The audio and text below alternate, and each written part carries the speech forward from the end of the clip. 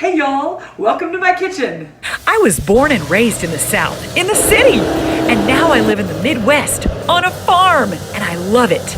Other things I love are Jesus, my family, and everything food. I'm so glad you decided to join me today.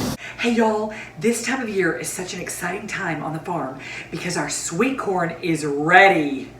I love sweet corn so much. Growing up, I always thought corn was okay.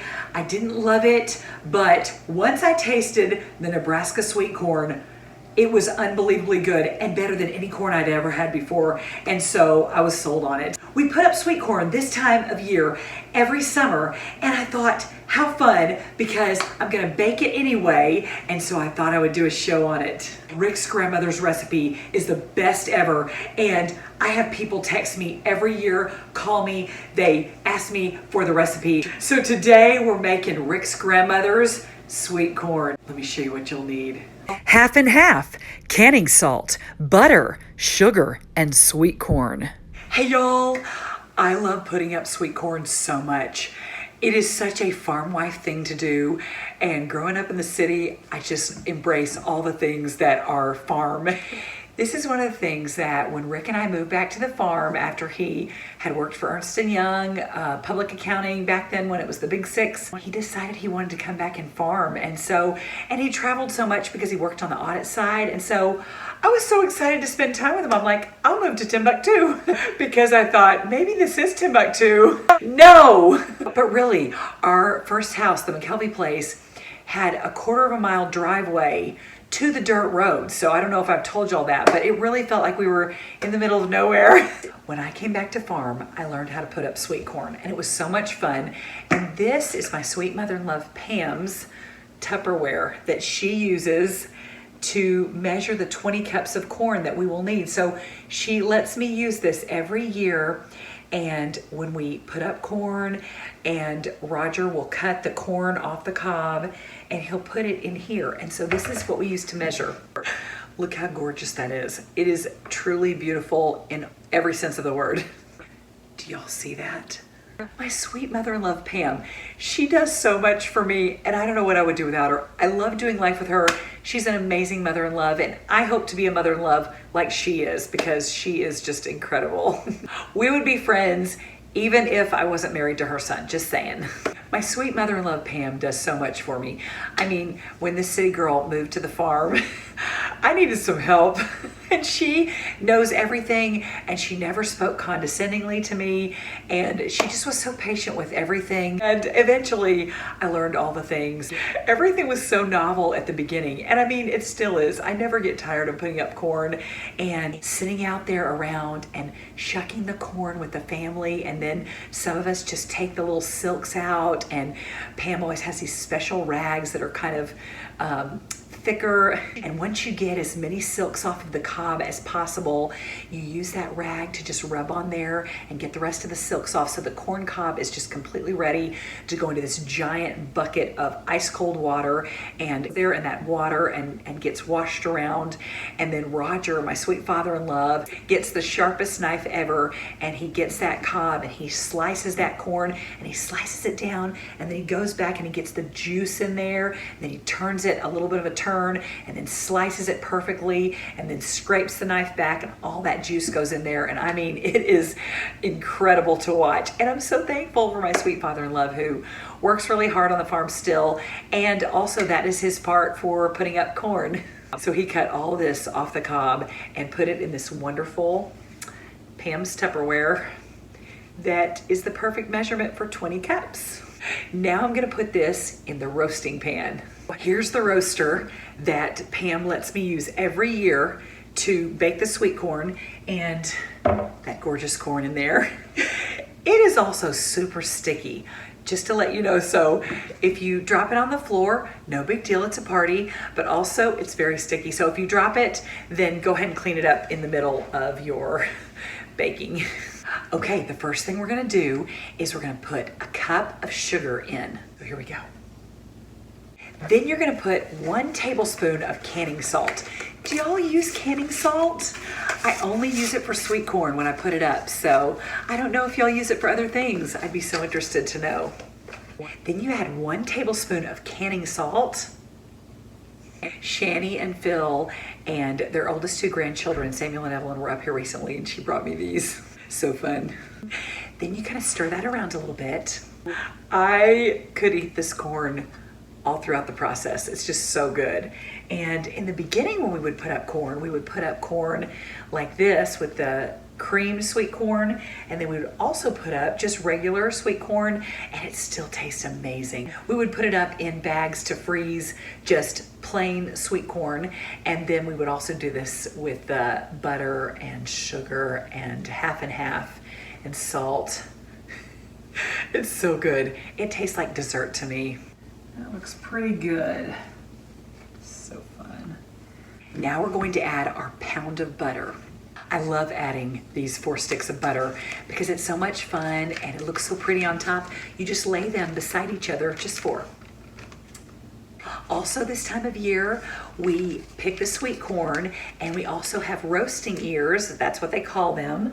And you just boil them in water and eat them off of the cob. And then also we can grill them. But my favorite way is just boiled in water with lots of salt and pepper and butter. I used to think that you could have roasting ears throughout the year, but apparently, I don't know if you can freeze it on the cob. If you can, or if anybody has done that, let me know. Yum. So we're on our last stick of butter. Hey, Blythe! Wave. Hey guys. Yay! It's so much fun having Blythe here. It's hot outside. It is. I was out there for like 3 minutes and I was like, oh, yep. It is so hot. We drink 2 gallons of water to make up for that. Yeah.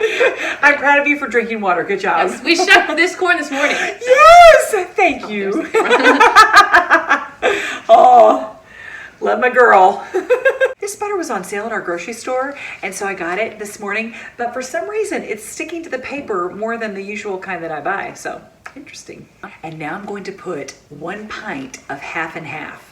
And how many cups in a pint? There are 2 cups in a pint. I had to review before I did this. I think everybody's putting up corn because all the pints were out. So I got this quart, and there are 2 pints in a quart. So this will give me 2 batches, and there are 2 cups in a pint. So I'm just gonna put a pint over this, and I'm gonna use my measuring cups that Shani gave me when she came to visit. And here we go. Okay, you pour this over the butter. So just like that. Perfect. Now the 2nd cup. And I'll have my exact measurement for the next batch when I use this next. Okay, pour it over. So everything is in there, and I've preheated my oven to 325, and this is gonna bake for 1 hour uncovered. And every 15 minutes, you've gotta open the oven door and stir it and use a spatula and scrape around the edges so that the cream doesn't burn. I'm gonna put this in my 325-degree oven. I'm gonna set 1 timer for an hour and then another timer for 15 minutes. While that bakes the first 15 minutes, let's dance.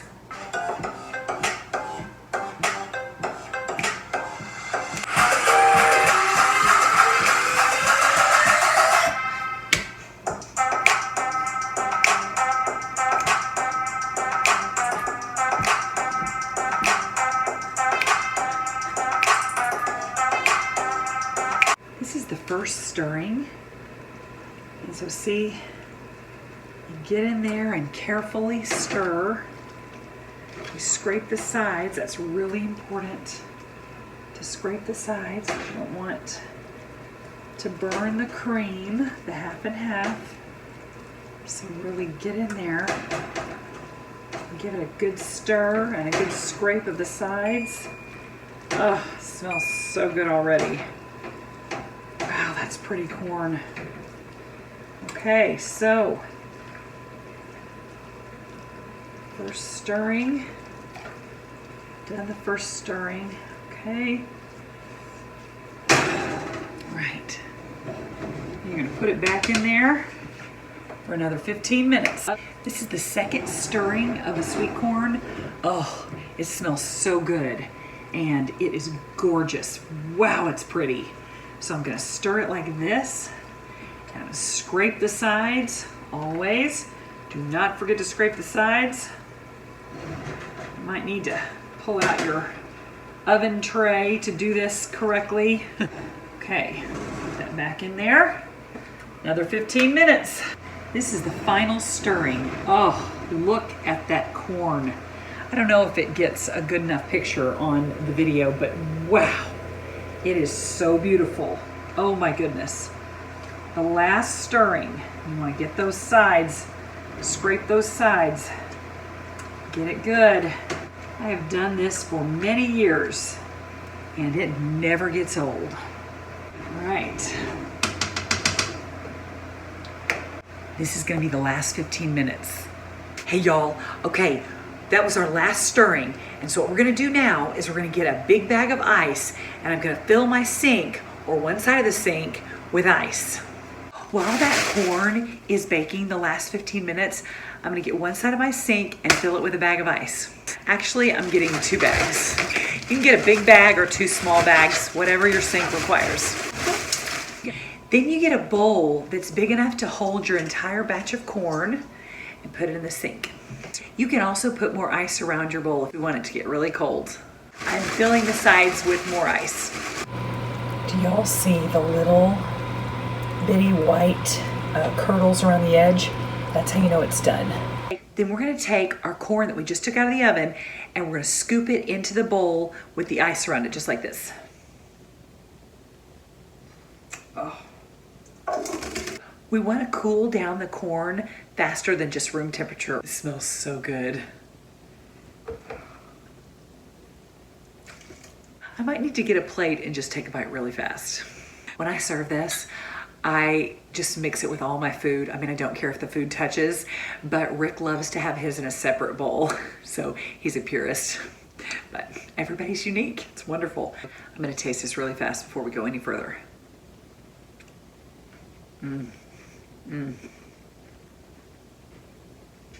It tastes like candy. Oh, it is. Blythe, you need to come taste it. I'm doing a mid-show taste. You want to taste it? Is it done already? It is done. I'm getting ready to put it in bags. I'm doing it in the sink part, so you definitely need to try it. I know, I will. I'm excited. Okay, this is the rest. So I'm just going to stir this for a little bit and try to get everything a little bit cooled off and touching the outside of the bowl where the ice is. This is a very deep bowl. I bet y'all wondered if everything was going to fit in. Video can be deceiving. You'll notice as you're stirring with the ice that the butter gets lighter and everything gets a little thicker, and that's perfect. See how much lighter it is? Okay, now we're ready to put it in our freezer bags. Don't forget to write the date on your freezer bags. We eat it throughout the year, but it's always good to have a date on there. See, you want to stir a little bit while you're putting them in bags because you want as much juice to be evenly distributed as possible. It doesn't matter if you have more juice in one bag than another, it's all gonna be so good. So I get my little measuring cup. I use a quart size and I put about 2 cups in there, more or less. That's what we love for our family. If you have a bigger family or you have a smaller family, you can do them whatever size you like. My phone just told me I ran out of storage, so I had to go through. I have 60,000 pictures. I'm not exaggerating it. My sweet mother-in-law Pam knows how to get all the air out best, but I am trying. And what you do is just, you know, get it like this till you have just a little bit left, and then I flatten it out, get that last little bit of air out, just bring it to the edge. Oh, it's perfect. You don't want any air in there. Ooh. And there you go.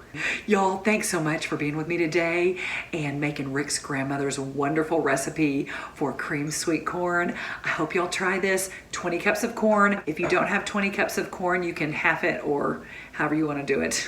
Y'all have a great week. Don't forget to thank Jesus and enjoy. See you next time.